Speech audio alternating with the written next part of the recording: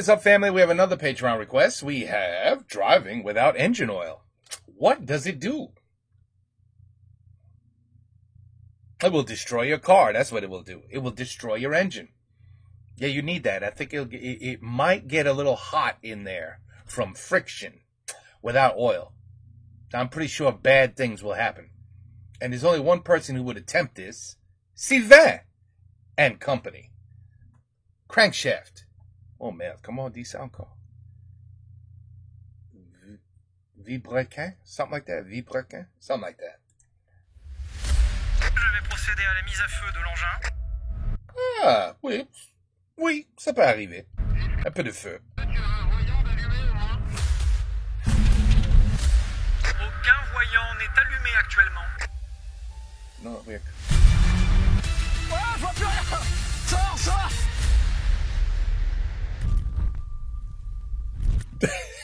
Oui. Yep. Bonjour tout le monde et bienvenue sur Villebrequin. Vous êtes déjà très certainement demandé qu'est-ce qui se passait si vous rouliez sans huile demain. Après tout, peut-être que votre garagiste ment, peut-être qu'il n'y a pas besoin de faire sa vidange très régulièrement, ou peut-être que c'est ce putain de constructeur qui ment sur l'huile à mettre dedans ou quoi que ce soit. Non, personne se pose cette question. Hein, c'est vrai? Non. Eh ben nous on se l'est posé aujourd'hui malgré tout. Aujourd'hui on va prendre cette Saxo qui est en état moyen et qui de toute façon possède sa carte grise gagée, c'est-à-dire que cette voiture n'a que pour avenir d'aller à la casse. Mais ça c'était avant qu'on passe. Enfin non, parce que c'est même à venir. On a juste une étape avant la dernière étape. Elle a le même avenir. Il s'agit d'un 1,1 litre d'environ 50 chevaux qui est fonctionnel. La voiture en théorie 50 horsepower. Oh my God. fonctionne, même si des points sont à revoir. Et encore une fois, de toute façon, cette voiture va aller à la casse. Aujourd'hui, cette voiture nous servira d'expérience. Nous allons intégralement vider l'huile, comme si, je sais pas, vous auriez oublié de remettre de l'huile après une vidange, ou si votre garagiste a merdé, ou si simplement vous êtes convaincu que les constructeurs nous mentent et qu'un moteur n'a pas besoin d'huile. Si vous voulez faire de sa caisse d'économie, en ne faisant plus de vidange. C'est vrai ça. Mais je suis pas sûr que ce soit une bonne idée. Si. On va faire des économies aujourd'hui, vous inquiétez pas. On va voir en tout cas. Is this loud enough? Elle fonctionne. Ça fonctionne, hein? Should be loud enough. Forcément, c'est elle qui va le faire. Après, vu que je casse tout en général, c'est plutôt malin de me donner ça à faire. Ouais. Normalement, je suis capable de faire ça. Au final, ça s'est montré un peu plus compliqué que ça. Oh l'enculé. Sauf qu'on nous a gentiment proposé un coup de main et... Oh putain, j'ai fini de le desserrer à la main.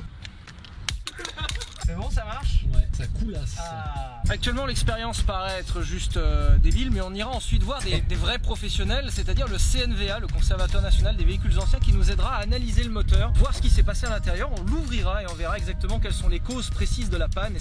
The pistons, number one, I think. The crankshaft and the pistons. Que ça fait lorsque vous roulez sans huile. Voilà. Ah là, c'est parti. Bien, le cinéma va pouvoir commencer, messieurs. Je vais procéder à la mise à feu de l'engin. Et bon, on est parti? Aucun voyant n'est à déplorer pour l'instant. Eh ben ouais, pour l'instant aucun voyant, j'ai remis le compteur journalier à 0. On va se mettre en 5e à 60 km/h, c'est-à-dire un rythme peinard, tu vois, genre pépouze. On peut supposer que même s'il n'y a plus d'huile, il en reste quand même dans le filtre à l'huile. Ah, il en reste dans le filtre à l'huile et puis il en reste un petit peu dans le moteur pour l'instant. Donc là ça simule vraiment genre... It has to burn it off. Once it burns it off. Michel, j'ai fait ma vidange, mais j'ai oublié de remplir. Ton pronostic du coup? Je pense que ce qui peut être le plus grave, c'est une surchauffe en fait, qui va faire surchauffer les pistons à cause du manque d'huile. Mais dans un usage comme ça va pas vraiment chauffer. Précisons quand même, à mon avis, que ça va pas chauffer tout de suite. Oui, alors là, ça fait 1,5 km et ça va très bien. Alors, ça va très bien. Moi, je vois la gueule des pistons dedans. Ils sont là. Arrêtez. Et on ne sait pas. Là, on sait pas. On ne le voit pas. Peut-être que ça va en fait. Hein. Il y a la voiture travelling devant où ils ont l'air de galérer très fortement. Bonjour. Ça va? Bonjour. On se croit vraiment sur le périph'. Mais pas bouché. On se fait chier là, hein. On s'emmerde vraiment. Hein. Rien. Nous allons augmenter un petit peu le rythme, Wow! 9 minutes with no oil so far. si possible, à 80-90. Ah, la GoPro, ça y est. C'était la GoPro ça. Oh bah je vais partir en mission, j'ai que ça à foutre. Allez, ça marche. Hein. Pierre est en train de réparer la GoPro là-bas derrière. On est actuellement à 90 km/h compteur, 3000 tours minute. Rien à déplorer. RAS. Oh là. Putain, on va tomber. Moi j'aime bien. Non, ça fait super peur. Non mais là je suis contre la porte actuellement. Hein. Regardez comme je suis actuellement. Et là je suis debout en fait en termes de position. 10 bornes et rien. Hein. Eh bien, je crois qu'il va falloir accélérer la cadence. On rentre la 4. Allez, on rentre à 4. Il est temps d'achever un peu cette Saxo, que la 4 soit mise. Ça y est, 3600 tours minute. 90 km/h compteur. On commence à s'emmerder fermement chez Villebrequin. mais à Villebrequin. Villebrequin. You pronounce the L? Villebrequin. But anyway, I'm really surprised that this car is lasting this long. Merde là, ouais, hein. Tiens, attends, on va jouer avec It's pretty impressive. la voiture caméra. Saxon. Ça, c'est cool hein, d'avoir un circuit fermé pour faire ce genre de choses. Hein. With C'est chiant, 50 hein. horsepower. Ah, que c'est relou de me suivre à la caméra. Hein. C'est pénible, hein. Ah, je sais que c'est pénible. Hein. Et nous approchons des 15 km et désespérément rien. D'ailleurs, je crois que ce n'est pas suffisant. Il va falloir passer la 3e. Waouh, nous voici à 5000 tours minute. Là, c'est beaucoup, là. Hein. Là, c'est mamie qui a oublié de passer sa 4 et sa 5, quoi. C'est exactement les grands-parents. 5,000 RPMs, that's gonna do it. That's gonna do it. Ça, là, on a un moteur essence TU qui est ultra connu parce qu'on l'a retrouvé sous plein de véhicules PSA. Je sais que c'est solide, mais alors là, j'attendais pas ça. On peut pas rentrer une 2. Not even a Je sais pas, warning light. Déjà, est-ce que 90-102 ça marche? Je vais peut-être répondre à 2 questions en même temps. Low oil. Nothing. On peut pas Nothing. faire mieux. N'hésitez pas à rejoindre notre Instagram à Villebrequin. Hein. Oh, t'entends le régime qui baisse? Et le bruit fait pas plaisir. Retourne au rapport un peu normal, voir. Ah, il y a un petit truc là. Attends, ça me rappelle la 106 cabriolet qu'on avait fait. Mais là, c'est pas les 17 minutes. Là, c'est 17 minutes. Et nous sommes à 25 km. Ça fait 7 km qu'on est au rupteur. Le levier, c'est incroyable. Il vit sa vie. On l'a bien enlevé, l'huile. Ah oui, je te confirme. Il y en a quelque part. Wow. That does not sound good at all. On a passé les 30 km et on s'emmerde toujours autant. On va tenter une nouvelle technique. Nous allons rouler un peu moins vite et rentrer une première pour refroidir un petit peu moins. Les trains continueront de circuler en Ile-de-France. Les RATP et la SNCF sont au milieu d'un conflit. Ah, la température vient de s'allumer. Preuve que ça doit chauffer là-dedans. Je pense que ce qui se passe, c'est que lorsqu'il n'y a pas d'huile, les pièces en friction dans le moteur sont métal contre métal et du coup ça chauffe de ouf. Ce qui corrobore ce qu'on a ici, c'est que du coup il y a une température qui doit être extrême là-dedans. Parce que l'huile est là pour justement pas faire en sorte que ça chauffe.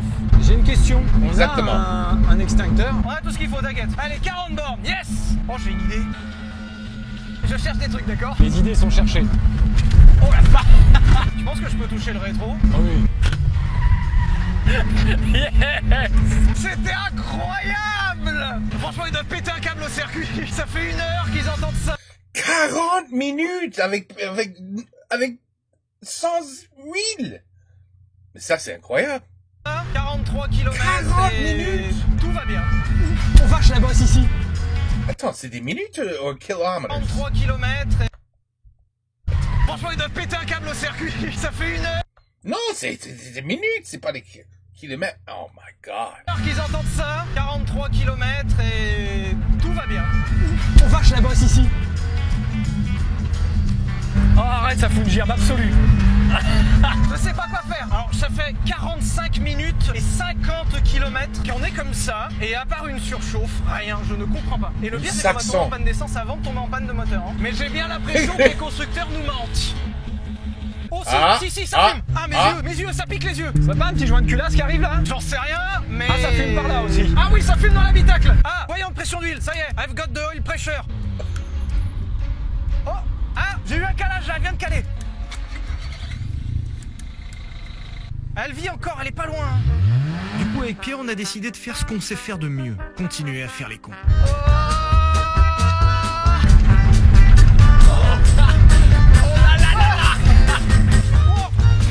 Quand tout d'un coup... Ouf. Oh, l'odeur est de plus en plus forte là. Oh, je perds de la puissance. Je suis à bloc là. Ça, on y arrive, on y est. Oh.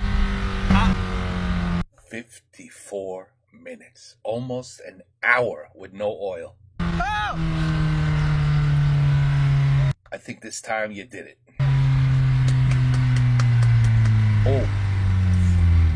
54 minutes. Oh, peux-tu ouvrir vite? Oh, ah, je vois plus rien. Vous êtes où? Le dieu Cagnotte s'est exprimé en ce jour. Sors. Ça y est, j'ai une mort. Voilà, fumée de l'enfer. On a mis presque 1 heure et on a mis 53,3 km. Fais gaffe, ça crame.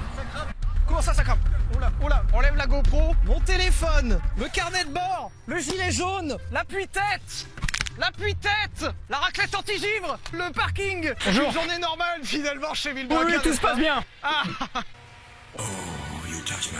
Ah là, l'odeur de cramé là-dedans là. Eh bien, au bout de 1h53 km en faisant vraiment les bourrins, on est arrivé à bout de cette voiture. La preuve que c'est solide les voitures françaises.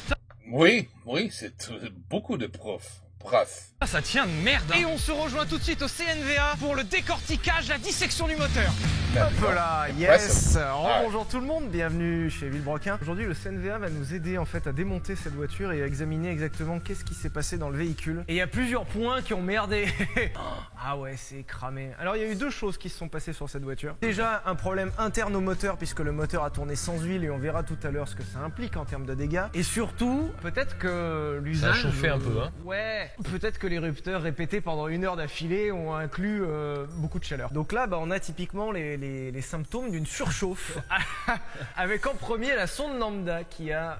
Qui était là, hein. Sonde lambda de sortie, qui est à la sortie du catalyseur, qui a tellement chauffé, c'est-à-dire elle a popé comme un bouchon de champagne et qui a arraché partie de la ligne d'échappement autour d'elle. Tous les câbles ont carbonisé en fait, tout simplement. Ouais, ça a fondu de partout, ouais. Donc là en fait on a les symptômes d'une surchauffe totale. Donc on a les symptômes au niveau du moteur, on a les symptômes évidemment au niveau des câbles et des caoutchoucs qui sont les premiers à cramer en fait lorsque la température monte. On a même le métal qui a chauffé puisqu'ici on a des... Alors c'est même plus du bleuissement, c'est du... De la poudre d'extincteur là surtout. Là. Ouais, enfin il y a la poudre d'extincteur ici, mais là c'est le métal en fait qui est monté beaucoup trop en température et qui a commencé à prendre une couleur rougeâtre qu'on retrouve là et qu'on retrouve tout au bout. Alors étonnamment, c'est vrai que Arthur nous faisait la remarque tout à l'heure. C'est ouf à quel point ça a chauffé, ça devait être dans des températures phénoménales là-dedans. Terrible point de rouille, preuve que cette voiture était morte. Je suis désolé, mais la voiture est foutue ma bonne dame, faut tout changer. Faut ne prenez pas la route avec un point de rouille comme ça madame, ça va pas non. Et on a tout ce qui est câblerie au niveau de l'alternateur qui est complètement carbonisé. Et c'est peut-être ça qui a pris feu d'ailleurs, c'est peut-être ça les flammes qu'on a vues. C'est ça qui a pris feu.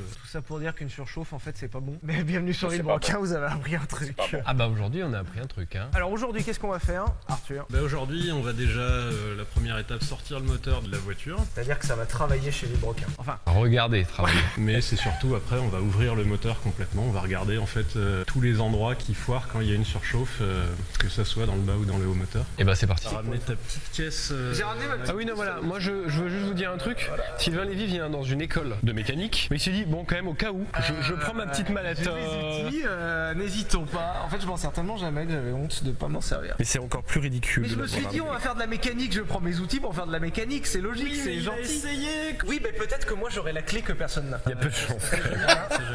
La clé que personne n'a. La tremblerie du bras. Putain il est resté un peu, c'est fou. Allez madame, allez mettre la bouse. Bonjour. Pierre There was a mécanicien, little bit of Pierre oil. va tout faire. Wow. Pierre radar, Pierre BTP, Pierre transporteur, Pierre dépanneur et maintenant C'est Marine à la Pierre plage en fait. pharmacien. C'est la vidange madame là qui est morte là. Ouais, donc la vidange qui est morte, donc je vais vous sortir la rotule. Bon c'est pas la technique officielle, ils sont pas bien d'accord au CNVA mais... Ça c'est totalement interdit en mécanique, hein. Normalement faut pas faire ça hein, mais... Je crois que ça marche pas. Putain. Oh le travail coopératif.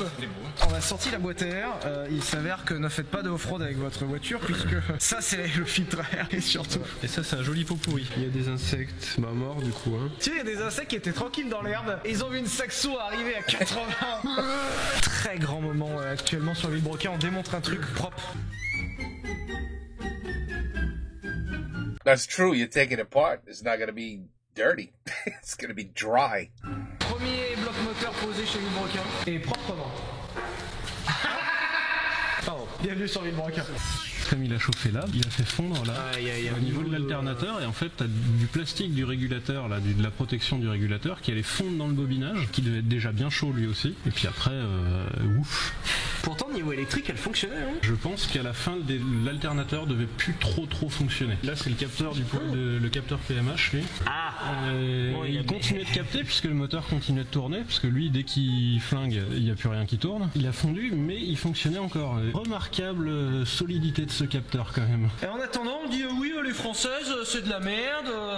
Putain il a tenu 1 heure sans huile au rupteur. Ouais. Et le fait que tout est fondu, il s'est cramponné jusqu'au bout hein, ce bâtard. Hein. I'd like to see an American car last 1 hour without oil. Il y a un refoulement là. Pisto Zapper 2000. Didn't even look that bad. Bah, c'est pour l'aider à lui déplacer le moteur. Et le pire, c'est que c'est pas un jouet, quoi. Non, c'est pas un jouet, C'est hein. un outil, ça. Tu le mets en mode advance. Advance. Pardon, excuse-moi. Là, le capteur dont je parlais tout à l'heure, le capteur PMH, donc le capteur de points moraux, en fait, tu as une piste ici, donc c'est un 1, 0, 1, 0, 1, 0. En fonction de la récurrence, ton capteur est capable de déterminer la vitesse à laquelle tourne ton moteur. Là, c'est un petit capteur magnétique simplement là-dedans, et qui donne l'information à ton moteur de où est-ce qu'il en est. Donc si ce capteur-là marche plus, ton moteur sait plus du tout où il en est, et il fait de la merde. Tiens, un capteur PMH fondu. Ça cuit, ouais, Il effectivement. a fondu un petit peu. Je crois que c'est à point niveau cuisson. Abonnez-vous. Pas mal, pas mal. Quand un garagiste vous dit de temps en temps il faut changer la courroie de distribution, eh bien c'est vrai, puisque cette courroie c'est juste du caoutchouc. Alors il y a du métal dedans, je crois. Donc à l'intérieur de cette courroie de distribution, il y a du métal, il y a du Kevlar, il y a des fibres, et c'est simplement du caoutchouc. Hein. Donc au bout d'un moment, au bout de 10 ans par exemple, la courroie finit par se bouffer, comme les pneus finissent par être trop vieux. Et effectivement, de temps en temps, ça change. Après, il existe des chaînes de distribution que vous n'avez pas besoin de changer. Pourquoi toutes les voitures n'ont pas les chaînes de distribution qu'on n'a pas besoin de changer? J'en parlerai dans le texte sur la distribution, n'hésitez pas. Et ben maintenant c'est déculassage, donc on va déculasser, il faut qu'il y en ait un qui tienne le bloc, il faut qu'il y en ait un qui desserre avec un levier.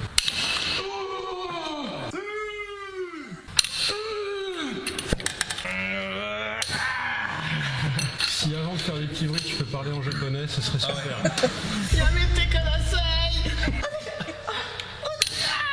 Super ambiance à buteur, c'est incroyable. Forme de cubuteur, et là, arbre à cam, qu'enfin on peut voir. Voilà. Oh là là.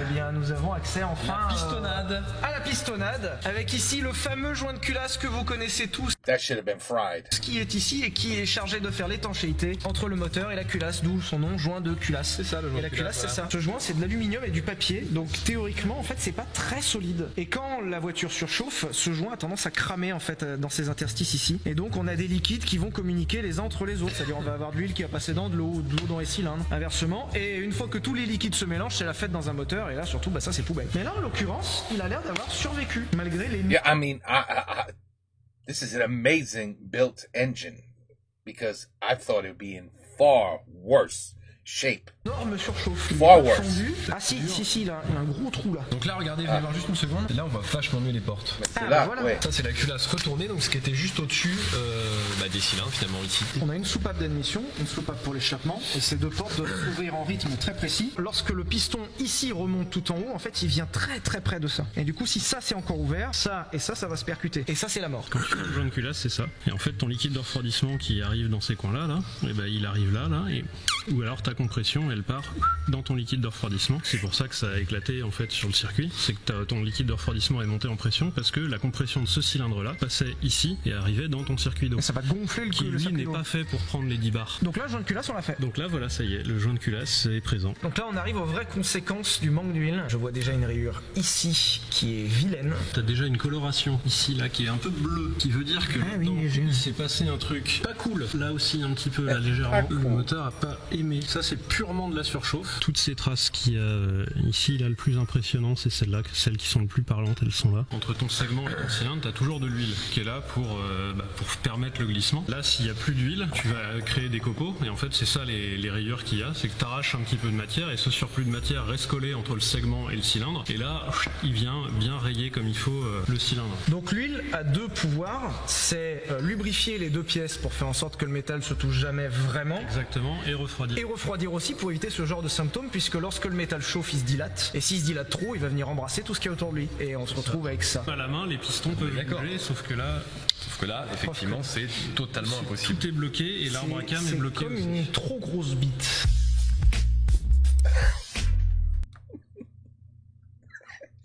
It's a good analogy. Good analogy. Ah, ça a pué, ça a pué. Ah, attention, le nez. Oh. Ah, le nez. Ah, la conscience. Et normalement, quand il y a du métallisé, c'est pas parce que votre constructeur se dit l'intérieur de mon carter il va être métal, tout ça, je vais le mettre bien le gars. Là, non. C'est quoi cette boule? C'est de la limaille de fer en fait. Donc c'est toutes les pièces qui frottent la race, le tout petit peu d'huile qui reste est venu le ramasser et puis le redéposer en bas. Tu veux dire peut-être un piston à frotter? Il est possible. J'ai bien dit, il est probable. Je ne veux pas émettre d'accusation basée sans preuve. Là, c'est des petits morceaux. Ah putain, ouais. Petit gros quand même. Des petits morceaux de traitement de surface. Ouais, bah voilà. Oh là, putain de merde. Bah voilà, Voilà, regarde, ça, tout ça, en fait, là, il y a le filtre à huile. Le filtre à huile qui a refoulé, qui a dit ça, jamais chez moi. Ça, je le prends pas. C'est mort, frérot. Quand on va ouvrir les coussinets, ça va être super drôle. Hop, la boîte à vis. Qui est bien pleine, hein, là. La preuve qu'une voiture, c'est surtout plein de vis. Et plein d'écrous. Et des vis. Et des écrous. Et plein d'écrous sur. Alors c'est une chaîne de vélo, hein. Et des qu'on vis. retrouve sur le VTT Decathlon 26 Rider pouces. RS Voilà. 1500. Quadralu et frappe à teint. Là, ça a frotté à mort ton vilebrequin qui passe ici. Ça, c'est les coussinets de vilebrequin, oui, c'est tout en ligne. Donc ça c'est le coussinet du vilebrequin, le vilebrequin repose là-dessus et le contact entre le vilebrequin et son support en fait se fait via une couche d'huile qui est en permanence ici. Exactement. En fait, tu vois, tes trous. En fait, t'as de la pression d'huile qui arrive par les trous ici et qui maintient ton vilebrequin alors, avec des très gros guillemets en sustentation. Entre ça fait une couche d'huile. C'est ça. Et en fait, le rôle des coussinets, c'est juste quand ton moteur est arrêté, qu'il n'y a pas de pression d'huile. Quand tu démarres, c'est un matériau anti-friction. Parce que après, quand tu démarres, ton support ici peut être en n'importe quelle matière. C'est l'huile qui fait le boulot. Donc ça, c'est censé être juste une couche de friction pour les démarrages. Là, non.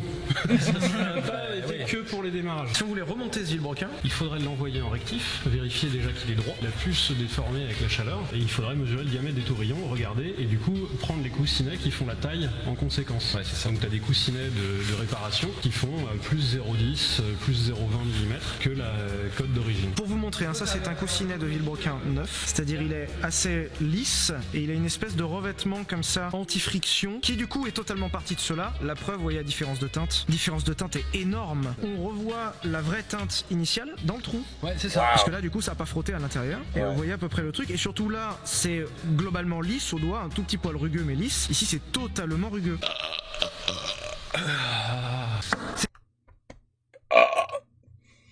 I mean, you want to go, bro? You want to go? Me versus you? Oh, you got Coca-Cola. I don't even need soda. C'est mort, c'est tout mort. Ouais, Tout, ouais. tout, Ok. tout foiré, c'est foiré. Ok. Madame, venez voir. Tu lui as demandé de faire les plaquettes. Le mec, il fait, viens voir. Venez voir, Vous madame. voyez bien, là, j'ai commencé vos plaquettes. Bon, Mais bon. je me suis dit, j'ai entendu le moteur, il faisait clac, clac, clac, clac. Alors j'ai démonté. Et regardez, madame, c'est tout mort. Regardez ça, madame, là. Vous entendez, c'est pas le bon bruit, ça. Ça se voit que c'est pété, ça. Alors je vous ai tout enlevé. Et là, le coussinet de bielle, attention, la révélation, on va le retirer ici, délicatement. Oh putain de bordel. C'est violent, là. Ah là c'est là il n'y a pas trop besoin d'explication pour dire que ça a frotté à mort. Il n'y a pas de rayure, on répète. Frotté à mort. Normalement, il n'y a pas de rayure. Alors C'est pas bon. When you hear mechanics say that, c'est pas bon. normalement c'est chromé, c'est comme ça. Pas bien. Donc là les petits copeaux de trucs qu'on retrouvait tout à l'heure, c'est des petits copeaux de là et de là. Ça c'est des petits morceaux de coussinets en fait qu'on fondu et qui sont passés entre le chapeau et le vilebrequin. Et le coussinet, il s'est totalement déformé. Normalement, il a une forme comme ça. Et là, on le voit, il est totalement ballon de rugby, quoi. Il est dégueulasse. Il a fondu. On sort la pistonnade. Ça c'est Arthur du CNVA qui est formateur au CNVA, donc ça c'est Arthur qui a environ 50 fois ma force. Bah regarde, c'est simple, le bras fait la taille de la tête de l'évier. En vrai ouais. Je pense que ma cuisse ne fait pas ton avant-bras. Donc obligé de le sortir en force avec une presse hydraulique ou Hydraulique. ok. Ah bah voilà, le segment a cassé. Le segment là. Donc le segment était ressorti du mauvais côté du coup. Exactement. C'était tellement grippé que dès que tu pousses, en fait c'est le piston qui a éclaté et c'est la chemise Oh my qui s'est ouverte God. en deux. Il a fallu un sacré bordel pour le sortir quand même celui-là. Ah bah lui il empêchait le moteur du coup de tourner. Donc lui a bloqué le moteur. On retourne là-bas, donc il y a de la lumière. C'est qu'il a serré. Là pour le coup Oui, il a serré complètement. Voilà. J'avais juste peur qu'on n'en ait pas un seul serré. En fait vous avez tout réussi, hein. Vous avez niqué. Yeah. On a niqué le moteur en tout point. Vous avez serré un truc, vous avez fusionné des coussinets. Donc finalement, Vilebrequin a encore une fois réussi sa mission. Tout pété. Il était grippé bien quoi. Et ça, c'est l'un des symptômes principaux de surchauffe et de roulage sans huile, c'est que le piston épouse. Le piston vient devenir très pote avec la chemise. Le petit résumé, c'est quoi? C'est que du coup, les 3 pistons là, avec les 3 chemises, ils étaient rayés un peu partout. Il y en a un qui a serré. Bon, il y a des segments abîmés un peu partout. Il y a des coussinets surtout. Le plus impressionnant, c'est ce genre de choses. Ouais, bah oui, ça, oui. C'est presque artistique. Presque beau celui-là. Peut-être t'as des goûts de merde. Du coup, si tu trouves ça artistique. Je sais que j'ai une sentiment. You have shitty taste. Moto jaune. Et une moto jaune. Exactement. Mais par contre, là, c'est très marrant. Là. Ça, enfin, c'est très marrant. Oui. Parce que ça, c'est une demi-coquille, et ça, c'est une autre demi-coquille. Et là, ça l'a pas cassé là, ça a préféré casser en plein milieu, plutôt qu'à l'endroit où c'est censé s'ouvrir, en fait. Beau score. Merci. Franchement, je trouve qu'on s'est bien démerdé. Bah, heureusement que j'étais là, ouais, ça c'est sûr. Moralité de l'histoire, qui veut résumer? La moralité de l'histoire, c'est pété, on vous l'a déjà dit. Ne roulez pas sans huile. I was just going to say, it's a very interesting video, but to really understand the dynamics of what no oil actually does. But the bottom line, the point being made, make sure you have oil in your car at all times. Yeah. I like to change my oil when I had an actual engine in my car. Now it's all electric. I wonder what this show would do if every car was electric now. They'd be like, well, shit, what do we do now? What video do we make? There's no more engines. Anyway, I always change the oil. First of all, I always got the, what do you call it? You get the filter that lasts like 10,000 miles instead of 3. It's called, oh God, come on. Wow. I can't even remember. That's pathetic. That's how long it's been since I had to put oil in a car. But anyway, it's like a premium filter that makes it last way longer. But it's literally the most important thing in a vehicle. You hear me, ladies? It's the most important thing. Oh, there's no ladies watching. Oh, okay. Well, always tell your woman, please, for the love of God, honey, the most important thing in your car is your oil. Okay? It's like without oil, everything goes. Okay? Like blood in the body. Without blood, we got a problem. It's the same thing with a car without oil. Please. Because, bad things will happen. Bad things. But I have to say, the Saxon, c'est incroyable. Presque 1 heure with no oil. That's pretty impressive. À un moment donné, parce que le métal contre le métal, ça fait quoi? Ça chauffe. L'huile, elle est là pour quoi? Ça chauffe. Elle est là pour refroidir. J'allais dire ça, mais le premier truc, c'était lubrifier. Voilà, surtout, merci. c'est lubrifier. C'était le mot que je cherchais. À quoi ça sert de lubrifier? C'est ne pas chauffer, donc refroidir finalement. C'est plus important que ne pas chauffer, c'est surtout ne pas avoir de contact métal contre métal. Donc on sait maintenant que le métal contre métal, c'est pas bon. Trop de chaleur, ce n'est pas bon. Exactement. Et que... On a appris ce que c'était un joint de culasse. Ouais. Parce que on a vu ce que c'était un joint de culasse. Des coussinets de bielle. Ouais, en vrai, là, c'est complet. Beaucoup de choses, mais surtout, mettez de l'huile, quoi. Les vidanges, ça sert pas à rien. C'est la conclusion. J'ai une idée pour ta prochaine vidéo, Sylvain. Écoute-moi, s'il vous plaît. Écoute-moi. La prochaine voiture, tu enlèves l'huile et tu le replaces. Comment il dit replace? Replace. Tu changes avec le miel. Tu fous du miel dans la voiture, pas l'huile. And let's see what happens. I have a feeling you could go 2 hours before it blows up instead of 1. Du miel. C'est une bonne idée, non? Ou de l'eau. Tu fous de l'eau dedans. Du café, peut-être. Who cares? Just throw some. I mean, you like destroying engines. Just have fun. I'm curious what would happen with miel, though. Miel has the consistency of oil. It could be interesting, no? Come on, that's a good idea. You have 1,000,000 views, I promise. Qu'est-ce que ça passe? Qu'est-ce que se passe quand je fous de l'huile? Non, quand je fous de miel dans la voiture. That's a great video. I'll watch it. Okay, well, that's my idea. All right, I'm just letting you know. All right, just helping you out here. That'd be a cool video. Moralité, c'est pété. Merci Arthur en tout cas de nous avoir aidé au nom du CNVA, au nom de la science. Cette petite Saxo n'est pas morte pour rien. Elle est morte pour apprendre aux gens. Mais cette Saxo n'est peut-être pas morte. On verra. Il s'avère que ces messieurs sont très forts et peut-être que la Saxo reviendra pour d'autres expériences. Si vous avez apprécié cette vidéo, n'hésitez pas à mettre un pouce bleu. N'hésitez pas à vous abonner à la chaîne et activer la cloche. Vous pouvez nous rejoindre sur notre Instagram et l'Instagram du CNVA. Si vous voulez d'autres expériences à la con comme on vient de faire, miel. Comme ça, genre, je sais pas, n'importe. Vous le dites en commentaire, ça sert. Miel. À ça. Et si vous êtes suffisamment con, peut-être qu'on le fera. Ouais. Con et nombreux. Et puis vous nous aiderez, hein? Ouais. Salut. Allez. Gros bisous. Du miel, du miel. Come on, vote for miel. On veut du miel dans la voiture. Allez.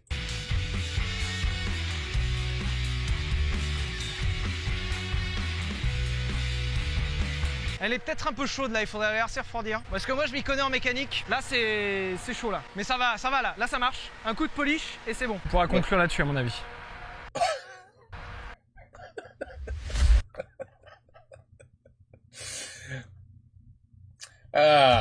Now I realize and I understand why there were a few videos where you were like, no, you stopped it too early. Always watch to the end. You might even see une bite dans a windshield. Comment dire windshield? A windshield. La windshield. C'est pas dire windshield.